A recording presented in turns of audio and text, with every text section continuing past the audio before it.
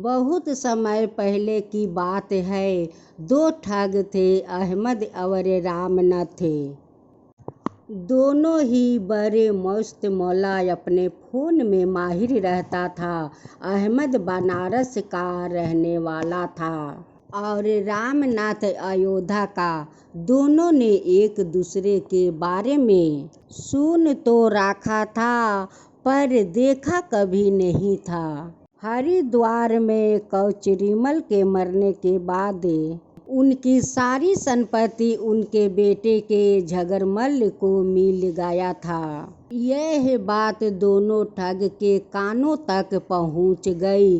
उन्होंने अपना अपना सामान बांधा और पहुंच गया हरिद्वार। वहां पर दोनों की एक दूसरे से मुलाकात हो गया। दोनों ही अच्छे दोस्तों की तरह मिले। एक दिन बातों बातों में रामनाथ ने अहमद से कहा, सेठ कचरीमल के पास बहुत पैसा था, क्यों ना उसके बेटा झगरमल को हम लोग ठगा जाए। बहुत कंजूस था सेठ कचरीमल। उसके बेटा का ठग कर जो पैसा मिलेगा उसे आपस में बांट लेंगे। अहमद तो राजी हो गया पर दूसरे दिन रामनाथ भेष बदल कर झगरमल के पास गया और उससे बोला, बेटा तुम्हारे पिताजी बड़े ही नेक दिल आदमी थे।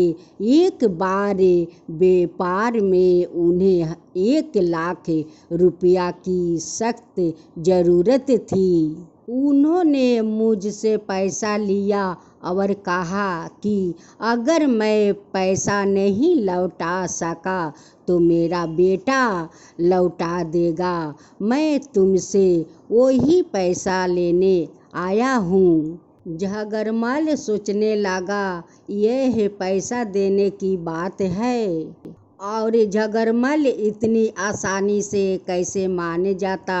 वह बोला, मैं आपकी बात पर कैसे विश्वास कर लूं? क्यों आपके पास इनका कोई सबूत है? रामनाथ ने उससे कहा, बेटा विश्वास ना हो तो अपने पिताजी का समाधि के पास जाकर उन्हीं से पूछ लो। झगरमल मान गया। वो दोनों समाधि के पास पहुँचे। झगरमल ने जब समाधि के सामने यह बात कही तो आवाज आई, बेटा यह आदमी ठीक कह रहा है। मैंने इससे पैसा उधार लिया था। इसका पैसा ना लौटाने पाने के कारण आज तक मेरी आत्मा को शांति नहीं मिली है। तुम इसका पैसा लौटा दो ताकि मुझे शांति मिल सके। यह आवाज तो अहमद का था जो समाधि का भीतर बैठकर बोल रहा था। झगरमल तो घबरा गया था। उसने उसी वक्त घर आकर 1 लाख रुपया रामनाथ को दे दिया। रुपया मिलने पर रामनाथ ने सोचा, इस पैसा का बंटवारा क्यों किया जाए। अहमद को वही मेरा इंतजार करने दो और सारा पैसा लेकर अयोध्या वापस आ गया। वहाँ आकर उसने सारा पैसे लेकर चूल्हे के नीचे गाड़ दिया और अपनी मोतिया पत्नी से कहा, अगर कोई भी अनजाने आदमी मुझसे मिलने आए तो उसे कह देना कि मैं मर गया हूँ। वहाँ जाकर जंगल में एक अंधेरे कुएं में छिप गया। उसकी पत्नी उसे रोज वहाँ खाना देने आती।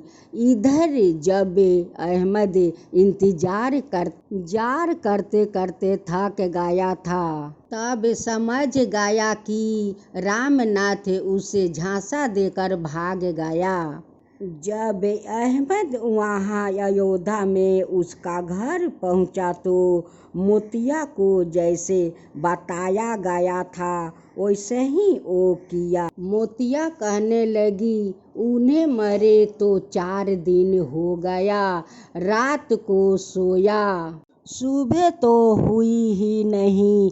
अहमद तो समझ गया कि ये तो झूठ बोल रही है, पर मोतिया दिखावा का रोना रोने लगी। दिन पर दिन बीतते जा रहे थे, पर अहमद वहाँ से जाने का नाम नहीं ले रहा था। वहाँ तो हमेशा अपने दोस्तों के मरने का रोना रोता रहता था।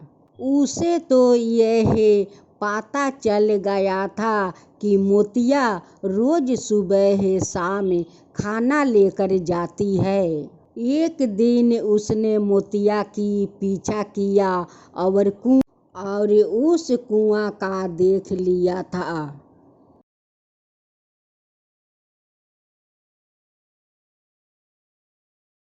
मोतिया का बाजार खरीदारी करने जाना था।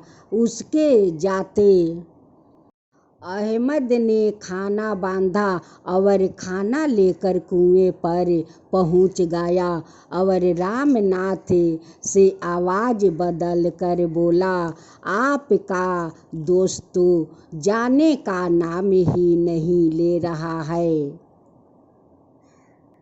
हर वक्त कुछ न कुछ ढूंढता रहता है, घर में कुछ है तो नहीं, मुझे बहुत चिंता हो रही है।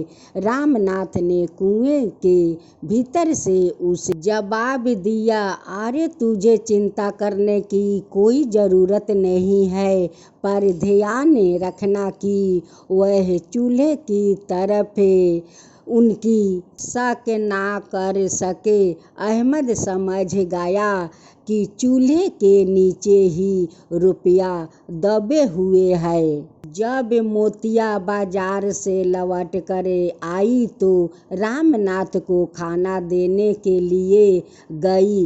रामनाथ उससे बोला, आज तुझे क्या हो गया है, आज दोबारा खाना देने क्यों आई है? मोतिया ने भोलापन से उत्तर दिया, मैं तो आज इससे पहले तो नहीं आई। रामनाथ समझ गया और भागा भागा घर पहुंच गया, वहाँ कुछ भी ना था। दूसरे दिन सुबह रामनाथ बनारस अहमद का घर पहुंचा और बहुत भीड़ थी। जब अंदर पहुंचा तो उसने देखा कि अहमद कफन ओढ़े हुए लेटे है और एक स्त्री रो रही है। वो समझ गया कि अहमद झूठ मूठ का मरने का बहाना बनाकर लेटा है, पर झूठा का रोना रोते हुए वह बोला, मैं अपने दोस्तों के बिना जीवित नहीं रह सकता, और जमीन पर गिर पड़ा। लोगों ने सोचा वह भी मर गया और दोनों को शमशान घाट ले आए। तभी वहाँ घोड़ों के टपो टपो की आवाज़ सुनाई दी।